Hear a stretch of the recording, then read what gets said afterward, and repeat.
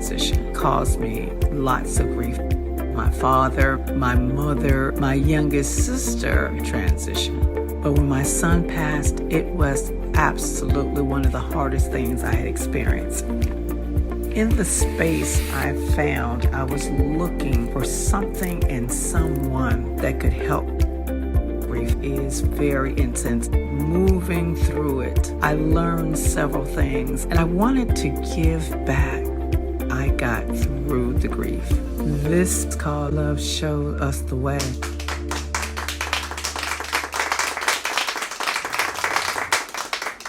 Hello, women. This is your hostess, EMaia, with Love Show Me the Way. This is the show for women that have lost a child.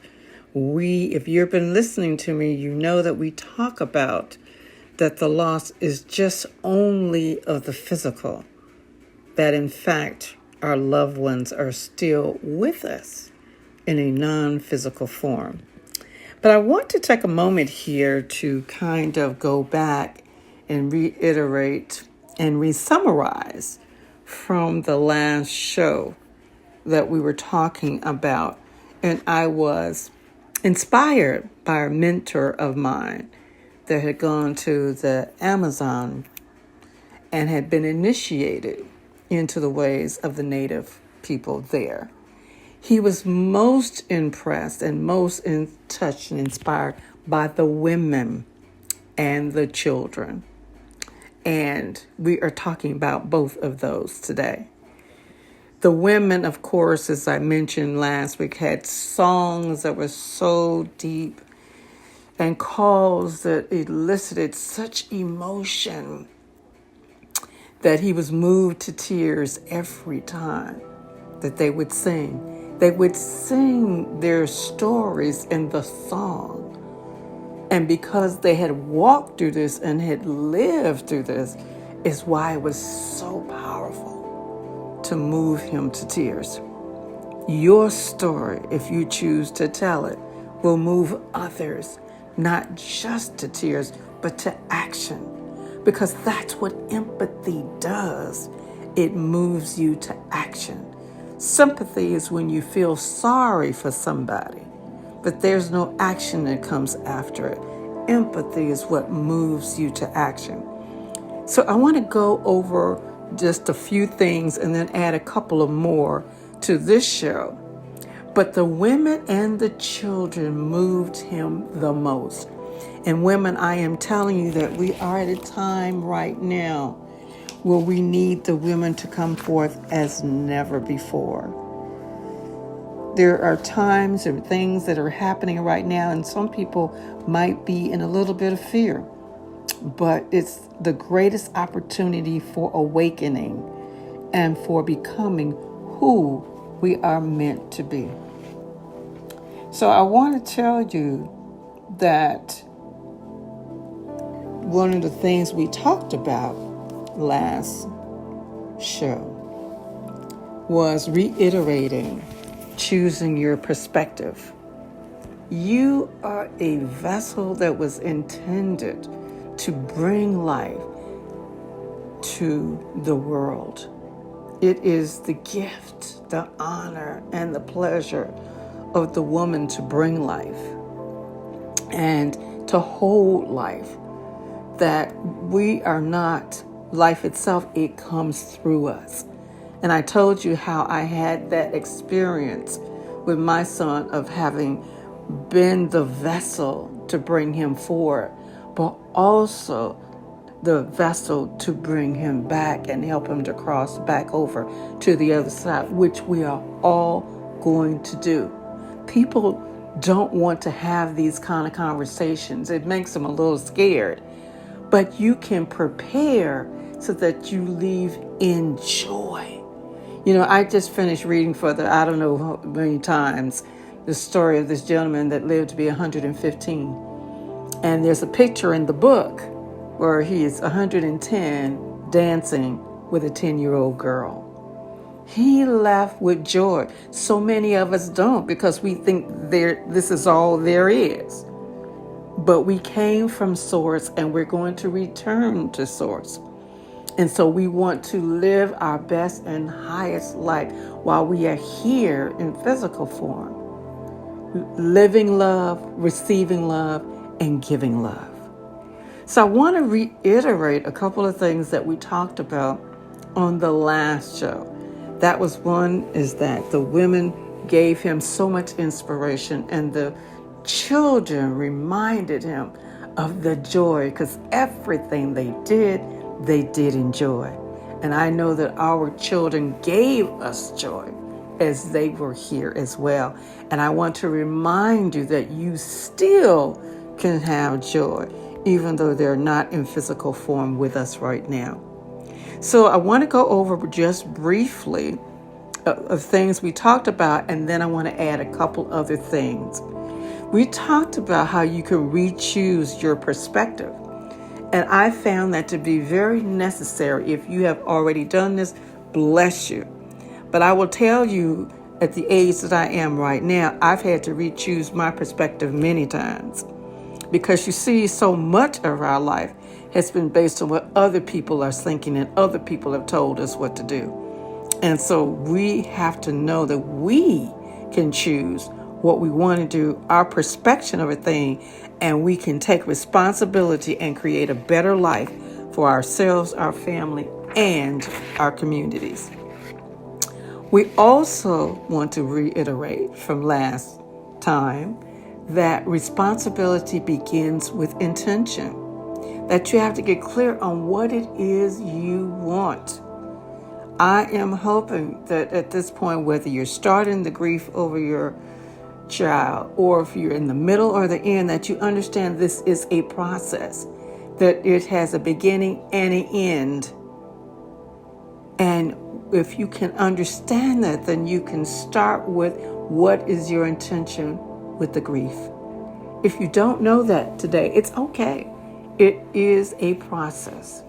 But I want you to know that responsibility begins with the intention. There are those that believe that they want to be a part of grieving forever. Bless them is what I have to say. But it was not my intention. I want to have joy in my life. And I know I want to have peace in my life.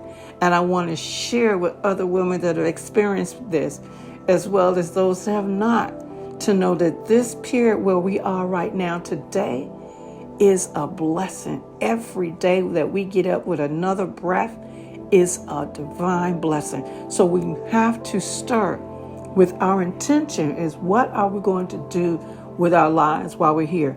And some of us, and a lot of us don't know, but it just starts with, let's get clear with what our purpose is. And we've been mothers and are mothers, we might be wives, but the reality is we come with purpose.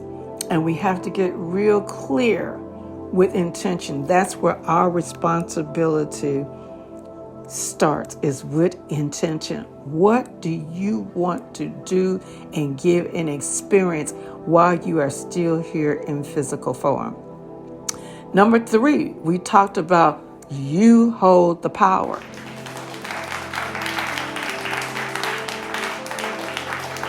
We have the responsibility for our lives. Nobody else does. Do you remember I said that? It was during this time that I actually asked us to stop and take a deep breath, because nobody's really telling us this. People often are telling us what to do and how to do, but nobody is saying that you hold the power. That you hold the power for your life, that you have the responsibility for your happiness. Nobody's talking about that. So I want you to breathe in again one more time as I'm repeating this to you, that you hold the power. Take a deep breath in on that and let go. One more time and let that go. Just one more time. In through your stomach and breathe out. really get that you hold the power. You hold the power for your life, for having love, for having joy, for having health, for having peace.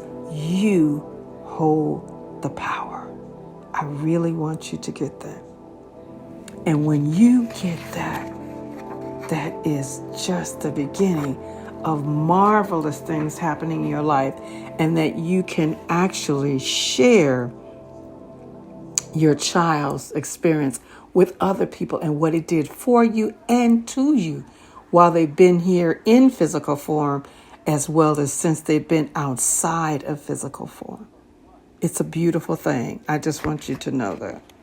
And when you get that, then you can do as the children do, and as I'm sure as your child did, do everything with joy, enthusiasm, and passion. You will return to being like a little child when you get and understand that. Remember, we talked about the initiation part. The initiation life brings us. And the initiation is to learn something, to go into something that teaches you something, and by an action or affiliation, you become part of a group. By a action or a process or affiliation, you become a part of a group.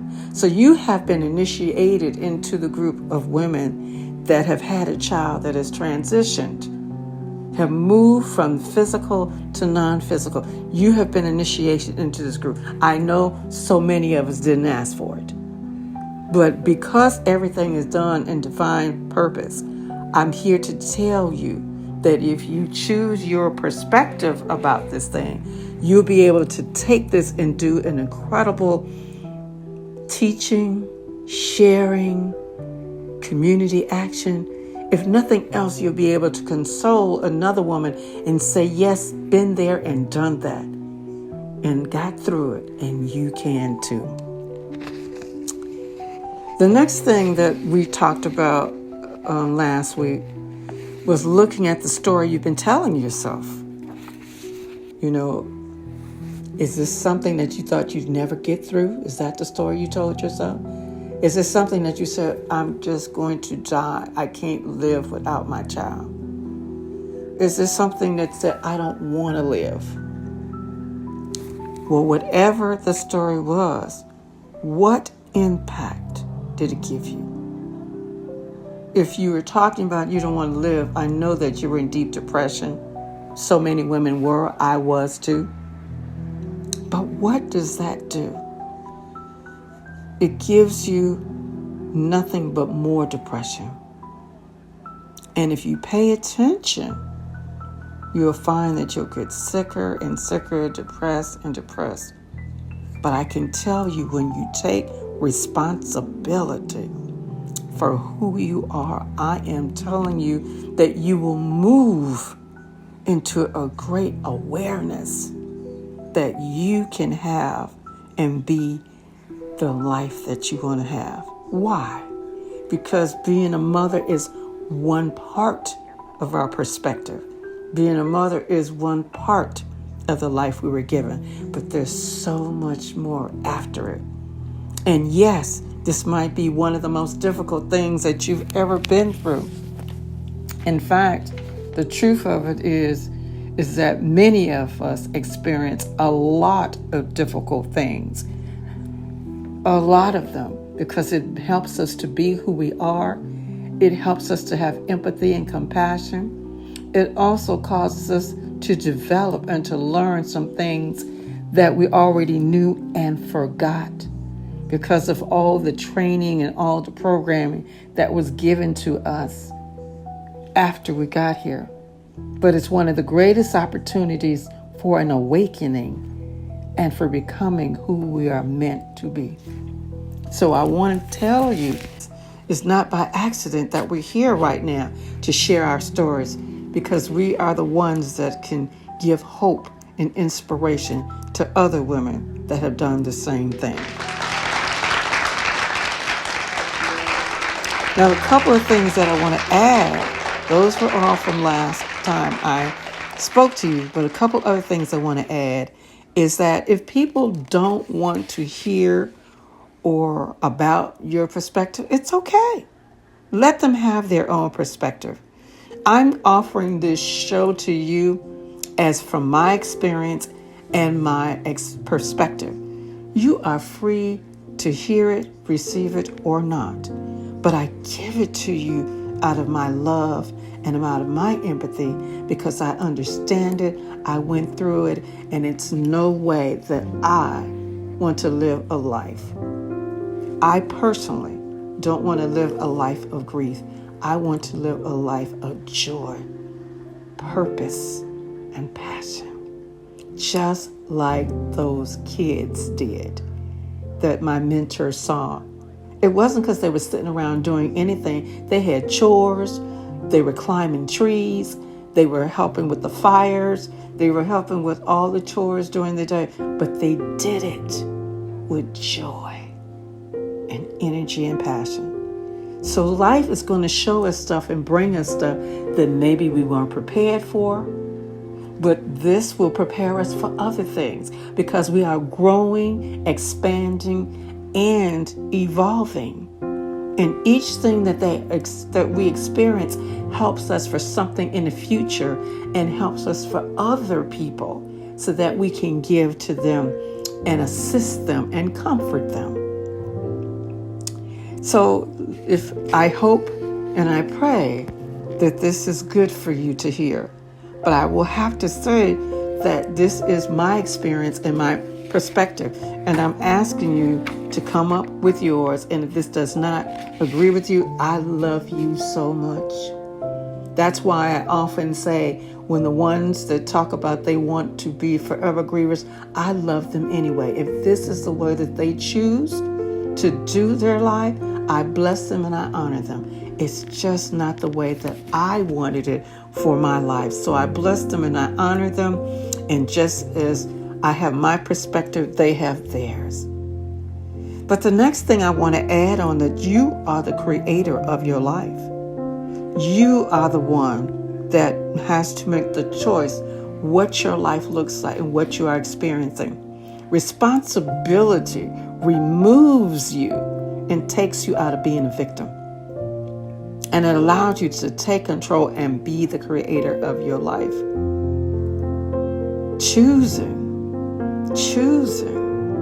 gives you great power. That was one of the things that I told you at the last show. To choose is to have power, and you have power. Therefore, you are the creator of your life. It's what you choose to think about. It's what you choose to do, have, and be in your life is what makes you the creator of your life.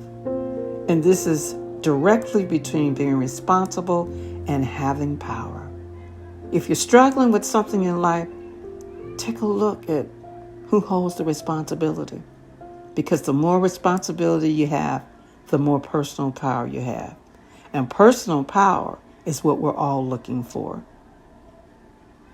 So now I want to move to the next one, and that's to take action. You know, people used to say you make your bed hard, you lay in it.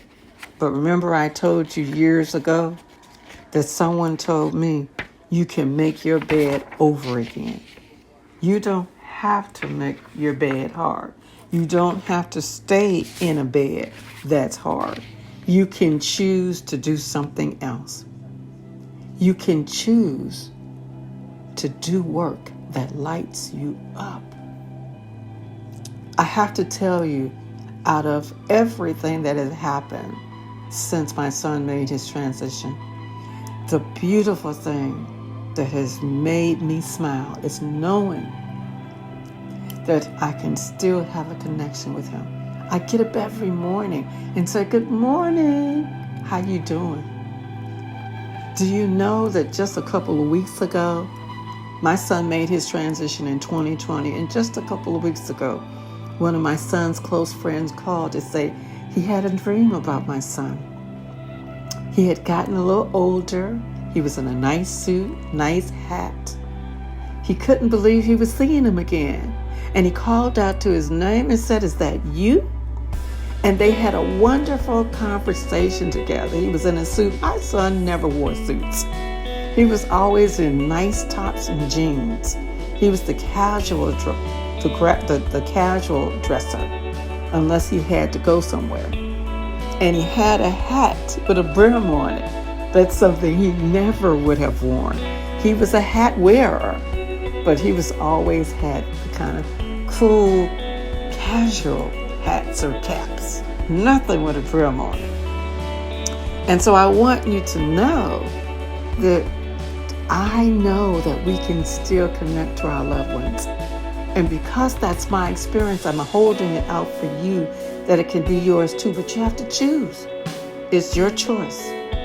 It's your choice. It's your power to choose and believe what you choose to believe. But I have to tell you, it is so powerful to be able to know that I can still communicate with my son from the other side. It's a wonderful thing. It's a beautiful thing. And that's one of the reasons why I got through the grief.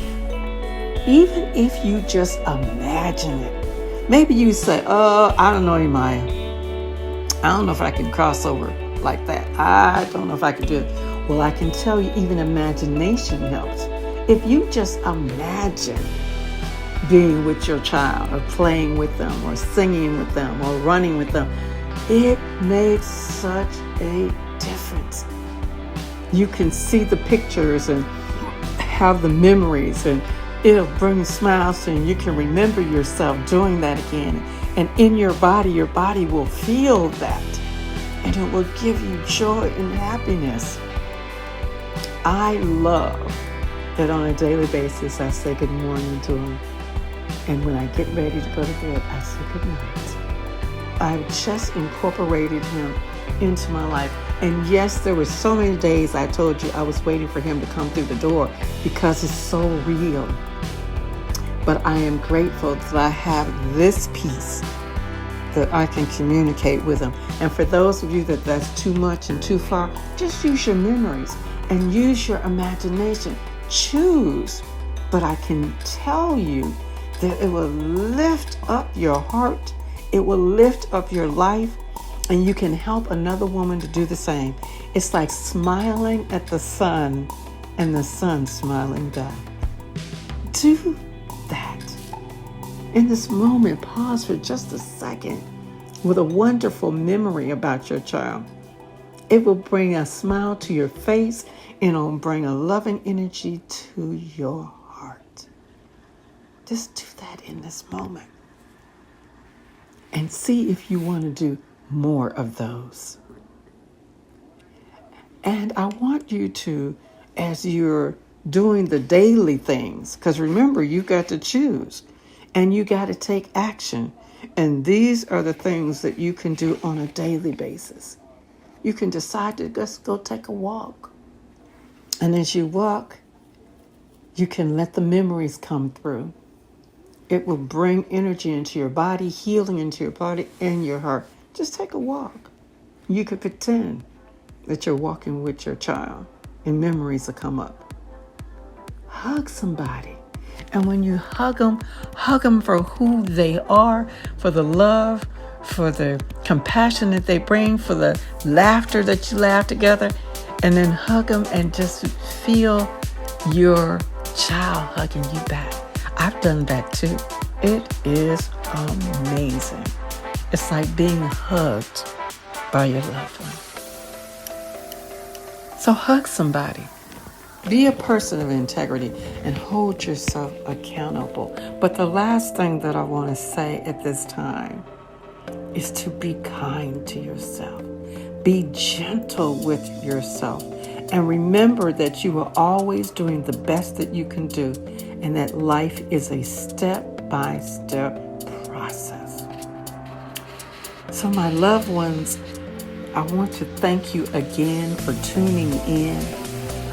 This show is all about you being the best that you can be, having life, having love, having joy, passion, and purpose in your life. Your children are playing somewhere on the other side. And if you allow them to speak to you and come to you in dreams and in memories, they would say the same thing that my son told me: live your life. Because while they were here, they were living theirs. Even some of the ones that were doing stuff that didn't make you happy. There's a couple of books that I would like to recommend to you, and I'll do that at another show. But there is one specifically where the gentleman was doing drugs and everything. And he came to his sister because his mother wasn't so open, if I recall. But he came to the sister and said he knew he was doing wrong and that he apologized for all the heartache and the heartbreak that he brought while he was here. But he was on the side and he was seeing what he had done, and he's also apologizing for the heartache that he brought. You know, when they go to the other side, they want us to experience life and joy in the same way that I'm speaking to you about, and most oftenly in a greater way than what they even experience. That's their desire for us. They don't want us grieving forever, because when you're doing that, you're not living your highest and best life. Again, I give thanks and appreciation to anyone is doing anything around grief for their child. But I will tell you that this is a process, that as your child came and left, we are coming and leaving. And if we can get this down now, we can prepare our loved ones for when we leave, so that they know to continue to live their lives to the highest and best ability that they can. That we are whole, complete, and perfect, but this life in physical form is temporary. So as I close, I want you to know that I love you and I appreciate you. I give thanks to all of you that stopped to listen to this show. And I also give thanks to the All That Is, that's what I call it, for having the ability and the desire to share with you in the hope and the prayer that this will be good for you. So again, this is EMaia. I'm your hostess with Love, Show Me the Way. And I've said that because if you say that to the All That Is, if you make that your prayer every day, love, show me the way, it will.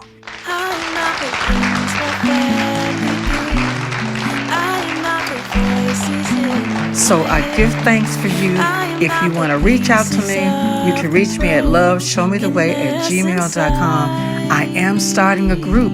You are initiated into a group of women that have lost a child, and I too will have a group that will be able to come together, and we share and we talk and we laugh and we cry and we help others to move through the grief. So if you want to reach out to me, you can reach me at Love, Show Me the Way. It is my prayer every day, and it is my prayer for you as well. Peace and blessings.